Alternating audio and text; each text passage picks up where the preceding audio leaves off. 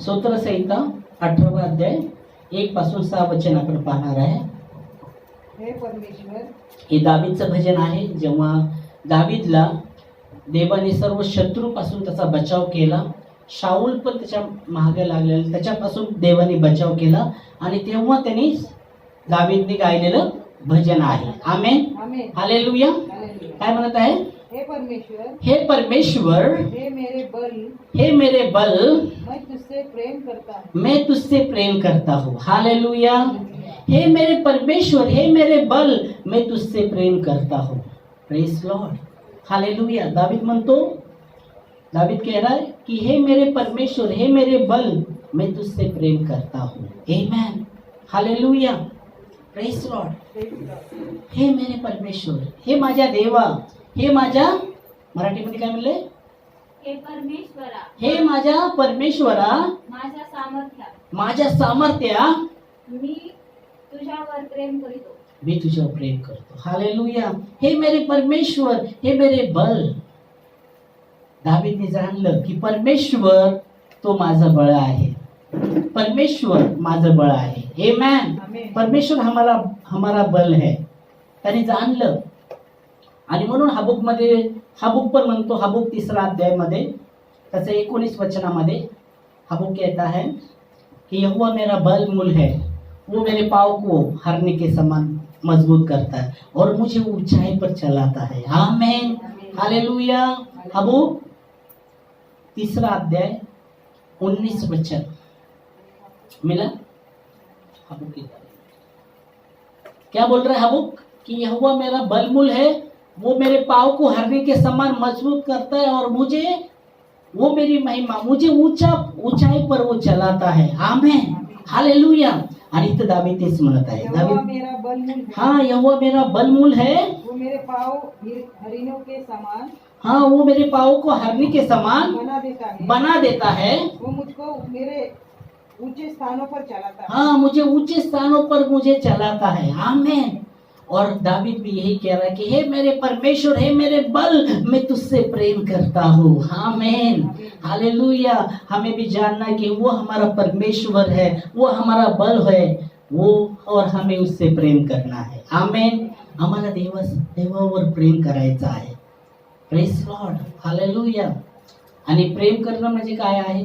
Bible सांगतं प्रेमची परिभाषा काय आहे? प्रेम का अर्थ क्या है? प्रेम का अर्थ क्या है? परमेश्वर प्रेम है, बराबर है. प्रेम का अर्थ क्या है? प्रेम का अर्थ यूहन्ना 3:16 कहता है कि परमेश्वर ने जगत से ऐसा प्रेम किया कि अपना एकलौता पुत्र दिया. प्रेम का अर्थ है देना. हालेलुया. Praise Lord. तो प्रेम उससे करो, परमेश्वर से. दावीद वो जान गया और इसलिए वो कहता है कि परमेश्वर मेरा बलमूल, परमेश्वर मेरा परमेश्वर, यहोवा परमेश्वर मेरा परमेश्वर है, वो मेरा बल है और मैं उससे प्रेम करता हूँ. आमेन. 2 वचन में वो क्या कहता है? यहोवा मेरी चट्टान, यहोवा मेरा चट्टान, और मेरा गढ़, ओ मेरा गढ़, और मेरा छुड़ाने वाला है. ओ यहोवा मेरी चट्टान, वो मेरा गढ़ और मुझे छुड़ाने वाला परमेश्वर है, छुड़ाने वाला ईश्वर है. हाँ, मेरा ईश्वर मेरी चट्टान है, मेरा ईश्वर मेरी चट्टान है जिसका मैं शरणागत और मैं उसका शरणगत हूँ. आमेन, हालेलुया. यहोवा मेरी चट्टान और मेरा गढ़ है और मेरा छुड़ाने वाला. आमेन. चट्टान म्हणजे खडक, मोठा खडक. चट्टान कभी हिलती नाही. चट्टान तिथं म्हणत आहे, तो माझा खडक आहे, तो माझा गड आहे आणि माझा सोडवणारा देव आहे. आमेन, हालेलुया.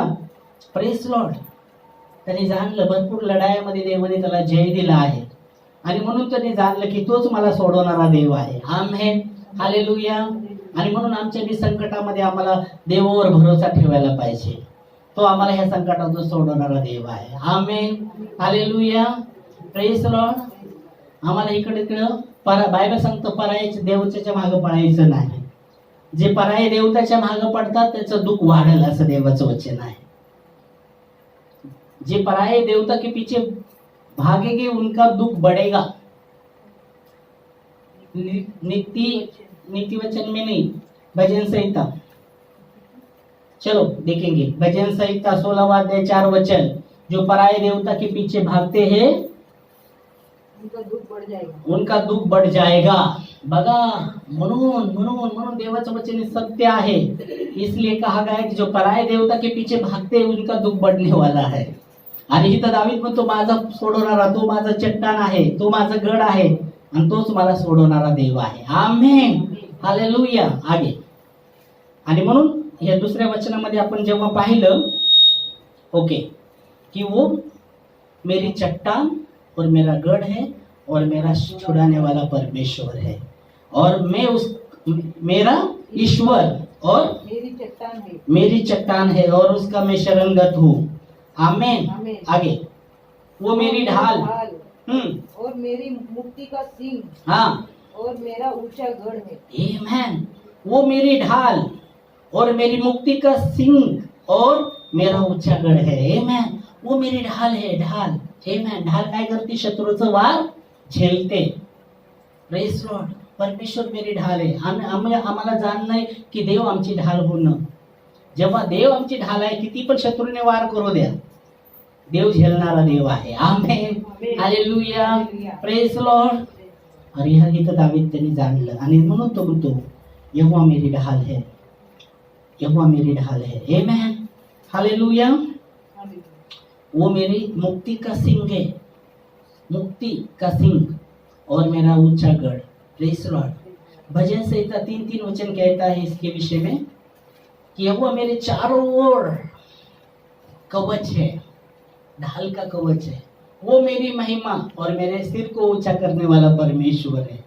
वाचा। परंतु है यहोवा तू तो मेरे चारों ओर मेरी ढाल है। ओ प्रेज लॉर्ड। है परंतु है यहोवा तू मेरे चारों ओर ढाल है। तू मेरी महिमा और मेरे मस्तक का ऊंचा कर। तू मेरी महिमा, प्रभू मी तुझी महिमा करतो आणि म्हणून तू माझी महिमा आहे। आमेन। बायबल सांगतं हर एक जणाला परमेश्वरने त्याच्या महिमेसाठी बनवलं आहे। आमेन। तुम्हाला आणि मला जेव्हा परमेश्वरने बनवलं आहे त्याच्या गौरवासाठी बनवलं आहे। Praise Lord. म्हणून लिहिलं आहे यशाया 43:7 वचनामध्ये, जो मेरा कहलाता है, जिसको मैंने सृजा बनाया है मेरी महिमा के लिए। आमेन। यशाया 43:7। हर एक को जो मेरा कहलाता है, हर एक जो मेरा कहलाता है, हर एक जो मेरा कहलाता है म्हणजे हर एक जो माझा शरणगत आहे तो माझा आहे। आमेन। देव म्हणतो तो माझा आहे। हे बालको तुम्ही माझे आहात, हे बालको तुम्ही माझे आहात। Praise Lord. आणि तुम्ही त्याच्यावर जय प्राप्त केला आहे। जे जगात आहे त्याच्यापेक्षा तुमच्यामध्ये जो आहे तो मोठा आहे। आमेन, हालेलुया। इथं म्हणलं आहे हर एक जो मेरा कहलाता है, जिसको मैंने अपनी महिमा के लिए सृजा। हाँ, जिसको मैंने अपनी महिमा के लिए सृजा, जिसको मैंने रचा और बनाया है।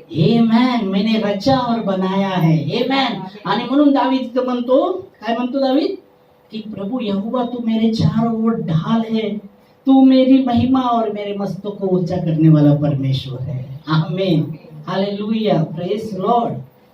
देवाला गौरव। आमेन, हालेलुया। फिर आगे बढ़ते 3 वचन में। मैं यहोवा को जो स्तुति के योग्य है पुकारूंगा। इस प्रकार मैं अपने शत्रुओं से बचाया जाऊंगा। आमेन।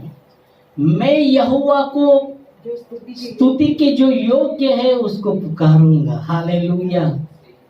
मैं यहोवा को जो स्तुति के योग्य है मैं उसको पुकारूंगा। इस प्रकार मैं अपने शत्रु से बचा और इस प्रकार मैं अपने शत्रु से बचा रहूंगा। आमेन, हालेलुया, प्रेज लॉर्ड। बायबल सांगतं जर देव आमच्या बाजूला आहे तर आमच्या विरोधामध्ये कोण उभा राहू शकतो? हालेलुया। स्तोत्रसंहिता 27व्या अध्यायामध्ये म्हटलं आहे जर देव आमच्या बाजूला आहे तर आमच्या विरोधामध्ये कोण उभा राहू शकतो? Hallelujah, praise lord. यहोवा मेरी ज्योति है और मेरा उद्धार करता है और मैं किससे डरूं? क्या मनुष्य मेरा क्या कर सकता है? ओके, तर पुढे आपण जाऊया। ओके, ते घेऊन लिहून ठेवा, नंतर तुम्ही पाहू शकता. मृत्यु के रस्सियों से मैं चारों ओर घिर गया हूँ. मृत्यु के रस्सियों से मैं चारों ओर घिर गया हूँ हम्म, और अधर्म की बाढ़ ने मुझको भयभीत कर दिया. हाँ, फिर आगे. पाताल की रस्सियाँ मेरे चारों ओर थी हाँ. और मृत्यु के फंदे मुझ पर आए थे. हम्म.